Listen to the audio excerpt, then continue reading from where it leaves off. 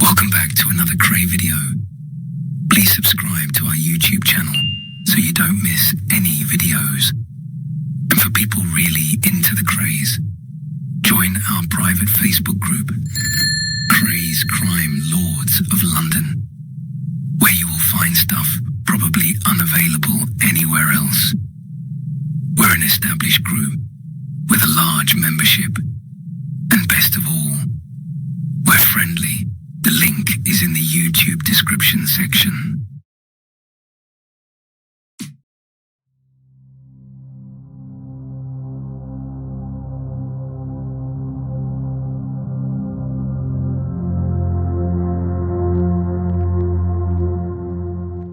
Welcome back. We continue my story of my time with the Krays. They were crazy days. My name is Albert Donoghue. I was chief growler and rent collector for Ronnie and Reggie right up to 1968, when we were all arrested by Nipper Reed and his Scotland Yard team. We'd just got the mad axeman, Frank Mitchell, out of Dartmoor prison and into a safe house in Lenny Dunn's flat in Barking Road, East Ham, London. Looking after Big Frank wasn't easy. Sometimes he'd play cards, listen to records, dance with his bird, do press-ups. At other times, he'd just sit there and brood. We all feel up sometimes and down sometimes, but we can control our moods. If you're feeling miserable, you try and keep busy, to do anything to counteract it.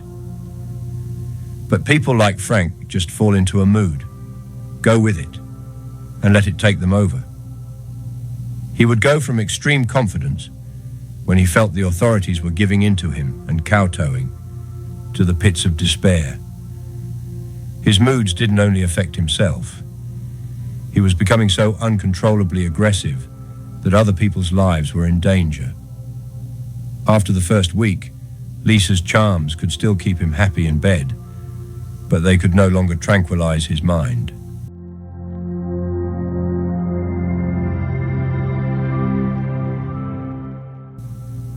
During the night, one of the guards woke up to see Frank standing over him with a knife. This incident was instantly reported to the twins, who soon had a lot more to worry about. Frank had been getting increasingly upset about what he considered their lack of respect. Reggie had come to see him just the once, while Ronnie, who'd made all the grand promises, had not come near him at all. So Frank said, "Well, tell them that if they don't come round here, I shall go round there, to Valence Road," and that upset them. We tried to explain that Ronnie had a good reason for not showing. He was in hiding himself, to avoid a subpoena, to give evidence against a police officer Ronnie and a private detective had taped up while, according to them, he was demanding a bribe. Ronnie felt his image would be ruined if he appeared in court for the prosecution, even when the defendant was a cop. The scheme worked. Without Ronnie, the case was eventually thrown out, though of course the mere sight of Ronnie Kray giving evidence might have persuaded the jury to clear the copper anyway. That wasn't till months later. So throughout Frank's pathetic little taste of freedom, Ronnie refused to come out of his hidey hole to see him. This greatly upset Frank, who was really a sentimental, emotionally starved child. He wanted to believe the promise Ronnie once made, that they would both go and live together in the country. He believed everything Ronnie told him. Why not? Everything else the twins had promised, they'd done. But now, he was losing faith. He increasingly sensed the pair were giving him the runaround. He was getting wilder and wilder. He told the guards to repeat his threat to the twins that, if they didn't come and see him pretty damn quick, he'd come and see them. There was more menace in it this time. And if the mad axeman menaced you, things were getting serious. Okay, Frank didn't know where Ronnie was now, but he certainly had Reggie's address because he had mailed them lots of letters while he was in Dartmoor. Now, at last, it dawned on them that they couldn't control Frank. Sure, If those letters to newspapers and tame MPs like Tom Dryburgh had worked some impossible magic, he would have got his release date and would soon be signing on the firm. But the authorities could never give assurances to any escaper before he gave himself up, least of all to someone known throughout the land as the Mad Axeman. The Home Secretary said in Parliament that if he returned to prison, and there was good evidence that he no longer constitutes a danger to the public, fresh consideration will be given to fixing a date for his release.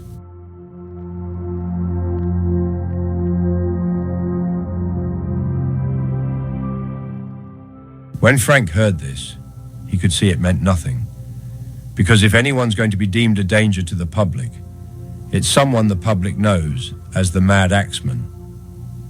This wasn't the response Frank wanted, but it was predictable from the moment he escaped. Quite rightly, Frank now blamed the twins for this mess, and he was getting very mad with them. The twins were getting just as mad with Frank. They demanded to know everything he said and did. Their patience finally snapped when he issued what could only be interpreted as a threat. He had a fallout with Scotch Jack Dixon. Then he told him, "If anybody comes here, I know who it's down to."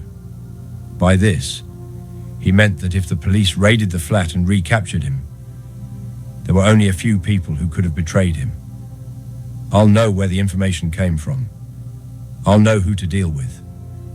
Maybe that's just what the twins should have done. They should have told everybody to get out, then given the cops an anonymous tip. They weren't against this on principle. They just didn't want people to know they had grasped him. There was a worse problem. If Frank did think they had turned him in, he would have told the police. It was the twins who got me out. If he was nicked, they'd get nicked as well. Even if Frank calmed down and accepted that the twins couldn't visit him for now, he could not be contained in this little flat for much longer.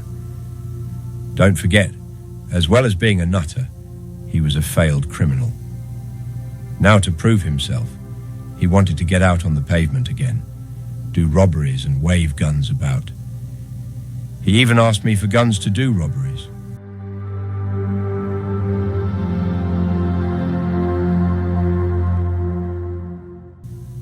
Ronnie had first talked of springing him from Dartmoor a year before it happened, when we were needing extra muscle against the Richardsons. The Colonel had dreamed up the entire escape just so Mitchell could be on hand to kill Billy Staton. 9 months later, Mitchell was still going on about this business. But now the Richardsons had been banged up, and the war was never going to happen. So on top of everything, we now had a hitman without a cause, a would-be killer surplus to requirements, a robber with no conceivable role in a firm that did not do robberies. Everything I say about the Mitchell affair from here on has been denied by those I accuse of conspiring to kill him. When it came to court, they were acquitted. Some were never put on trial. The way it all happened meant there could never be any hard evidence to support my story, unless one of the conspirators had a brainstorm and confessed. But I know what I saw and heard in the coming days, and especially in the next few hours. It was on the 23rd of December that Scotch Jack told the twins about Frank's latest threat. The twins finally got the needle, and an instant decision was made. By lunchtime, there was a meet at the Hackney Road flat of Harry Hopwood, an elderly family friend who'd been best man at Violet and old Charlie's wedding. I went there with Reggie and Charlie Kray. We waited for our South London friend, Freddie Foreman, to arrive. When he came in, Charlie and Reggie took him into the kitchen, leaving me and Harry outside. Then they all came in the front room again and said they had decided to move Frank. A few minutes later, Charlie approached me because he knew Frank trusted me. After all, I was the guy who took him off the moor. Then I'd brought him his lovely Lisa. And since then, whenever he'd kicked up a fuss, I was the man who had calmed him down. Now I've got to split him from Lisa. I've got to get him out of the flat. I'll be met by some guys in a van, and they'll be taking him down to Kent to a farm where he'll spend Christmas with Ronnie. Then the pair of them will discuss getting him abroad.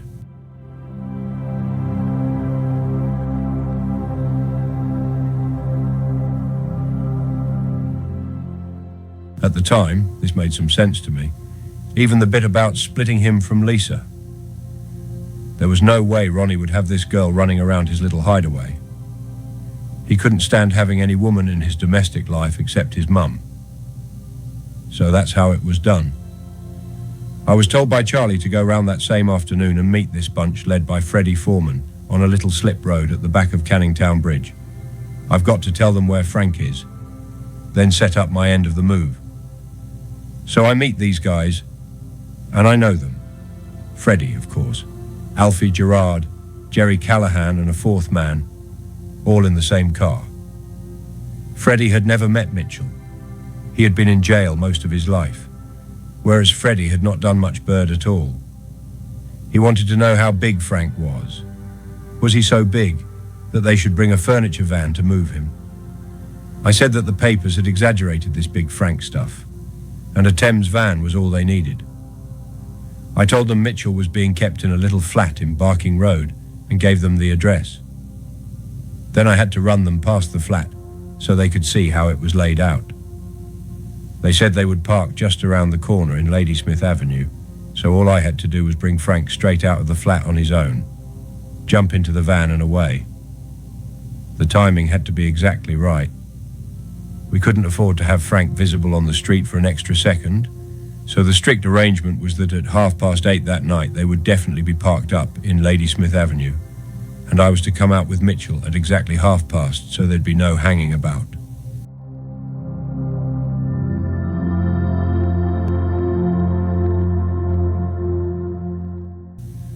When that was all fixed, Foreman said, "We've got to go and pick the van up." Even after I'd had this chat with Freddie, I still thought Charlie's version was going to happen.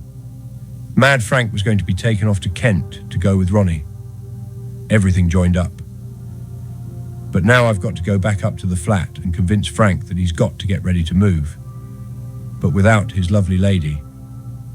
So I said, "Well, the only way to do this is to think what's going to happen if we get stopped on the way down. If the old Bill pull you, you're going to go right into one, and she's going to be involved. She'll either be hurt or nicked. You don't need that. So what we'll do, we'll set you off first, and I'll follow up with Lisa half an hour later. We'll get you there all nice and safely.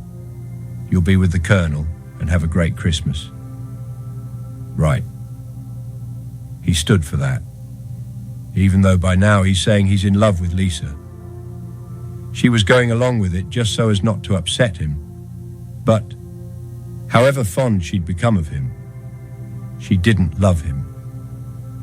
Then he got into the business of packing his gear.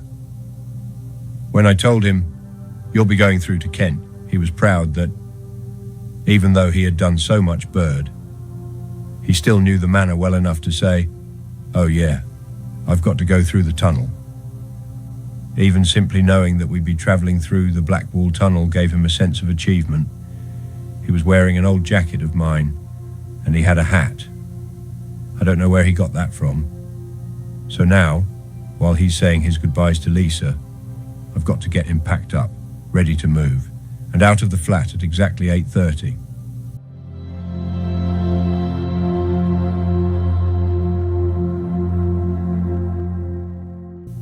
It's now time, so I go outside to make sure they're there. As arranged, I see an old Thames van, either blue or black. It's difficult to tell at night. It's double parked about 20 yards down on the left-hand side away from the main road. Then I go back in. Tell him, "They're here, Frank. Bring him out down the path 5 yards to the street." As we turn right to go round the corner, who should come along but a copper on the beat? Mitchell is on my inside, and I feel him straining up. I nudge him and say, "Calm down," because if this copper says anything to him, Frank will jump all over him. So we just walk on past him, while the others in the van must be saying, "Whoops, old Bill," and waiting for everything to happen. But we're clear. As we walk up to the van, A guy's standing on the pavement. It's Jerry Callahan. He opens up the back door, and I see two more guys sitting on the wheel casing on the left. They are Freddie Foreman and Alfie Gerard. The wheel casing on the right is empty. Frank gets in first. Foreman says, "How are you, Frank? Sit down there," and points to the wheel casing on the right, opposite Foreman and Gerard. I go to sit beside Frank, but Foreman says to me, "You go up the front and tell him the best way back to the tunnel." That sounds odd. These guys have found their way over here, so they must be able to find their way back. But I say, okay, and I go up the front. There's a little partition through to the driving cab, and like a plum, I'm kneeling to lean over and tell the driver, "Just go down, do a right, then another right, and you're back on Barking Road."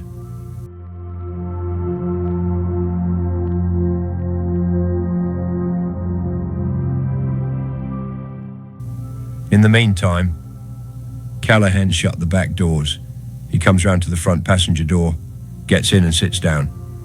The van is running now. As he gets in, he slams the passenger door, and I'm still leaning forward like an idiot, talking to the driver. Then, pow, pow, pow, the guns start off behind me. I don't know till later that slamming the door is the signal to the two guns. They just keep popping the man. He comes off the casing onto his knees. Then he falls back, and these bullets are going all over him. Then he goes still, and one of the guys, Foreman, leans over and puts 3 more shots in around the heart. You can see the shirt jumping. And now we're moving, traveling down Ladysmith Avenue. We do the first right. We're going up, and we've got to do the next right. He's been lying quiet for a while. He's got to be dead. Then all of a sudden, there's a groan, and he lifts his head up again. I don't know what they call it. After death, the body relaxing or gas escaping. But then there's another groan. So Gerard says, "He ain't fucking dead." Give him another one, I'm empty. You watch gangland executions on TV, and it's one in the head and chest, and everybody dies on cue. But this guy just won't die, even though they are pumping shots into him. Now I'm starting thinking I've got to go as well here. I'm piggy in the middle. Yeah, I'm pleased to hear one guy's empty. At least I've only got one gun to deal with now. But then Foreman goes and puts the gun right up behind Frank's ear and pop, pop. That's the last 2 shots that's fired into him. Now, I'm thinking, the next thing I can do is dive into the driver's cab, among these 2 up front, and just start kicking and punching until I can get out. I'm firmly convinced I'm going to die. Anyway, we now come back up to the old Barking Road. So I say, hopefully, and without a quiver of nerves in my voice, "Right, drop me off here. All you got to do is a left, and the tunnel's up on your left." So the back door is opened, and I get out, and I start walking away. I'm still waiting for one in the back of the nut. But when I hear the van pull off, that's it. I'm pleased.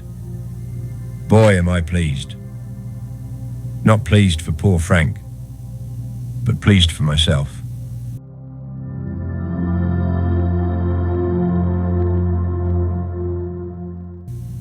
I recall a few more things about the killing.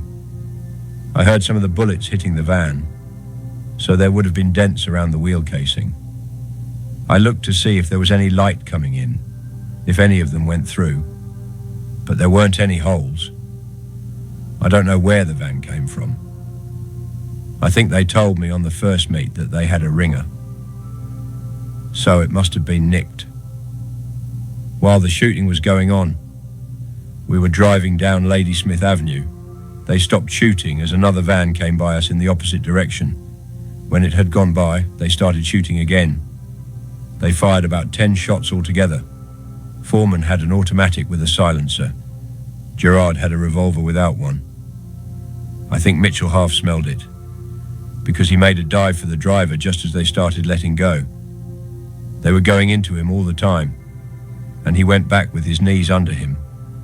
He was hurt, but he was still groaning. When he was definitely dead, Gerard asked me if he had any money on him. I said he did, so I suppose they took that off him later. I knew he had money because the Krays had been sending him some while he was at the flat. As they drove off, I walked back to the flat. I stunk of the shooting. I could smell the fumes, the gun smoke. During that 300-yard walk, I left my coat hanging open in the breeze to clear it, to get rid of the fumes. As soon as I got in the door, I told the others to start to clean the place down. We had to do a wet and dry, a wet rag and a dry rag everywhere, to wash everything in the flat and get rid of all the fingerprints. This was in case the police later came looking for Mitchell after a tip-off. As a professional criminal, you're always thinking, Old Bailey. You're always making your case before you get to court. You're constructing your defense all the time, and just in case you get arrested. Before we could get on with the clean-up, Lisa, Lenny's and Scotch Jack were all going. Is he all right? We heard shots. I looked straight at Jack and said, shots. No shots. Might have been a motor backfiring or something. I was trying to calm them down, but I couldn't convince Lisa it was anything other than a gun. She was in the bedroom, terrified, and obviously thinking Frank had been murdered. I had to get on the phone straight away to make a prearranged call to Reggie at Valence Road. Earlier, he'd told me, as soon as he's clear of the flat, give me a ring and just say, that dog has won. Don't say any more. The twins were always convinced the phones were bugged.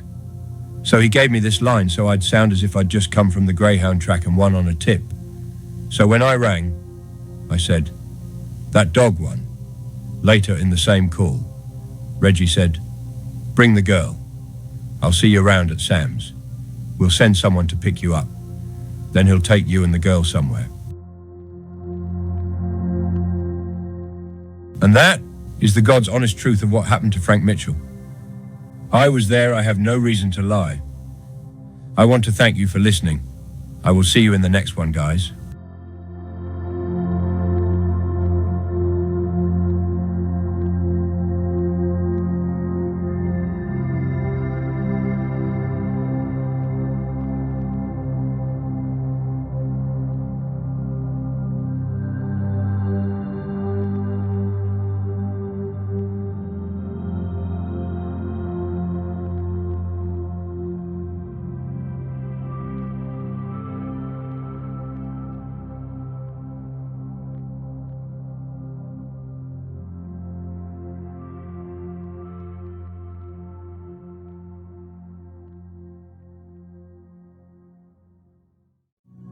Thank you for watching. If you enjoyed the video, please join our Facebook group.